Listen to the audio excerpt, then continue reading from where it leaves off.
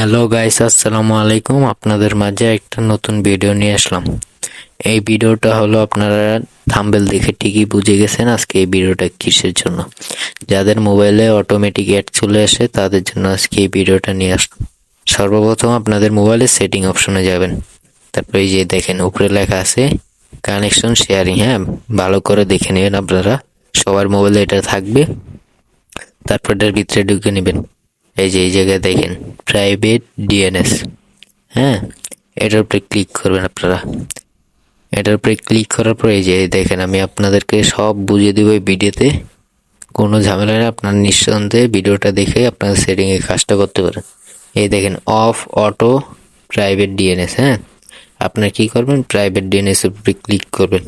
তারপরে এই যে দেখেন মডিফাইয়ের উপরে ক্লিক করবেন।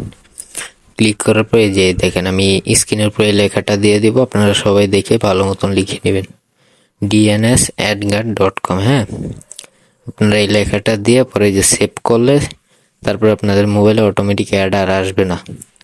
আজকের ভিডিওটা এই পর্যন্তই। যারা সম্পূর্ণ ভিডিওটা দেখছেন একটা লাইক কমেন্ট করে যাবেন, আর ভিডিওটা ভালো লাগলে একটা সাবস্ক্রাইব করে পাশে থাকবেন। আসসালামু আলাইকুম।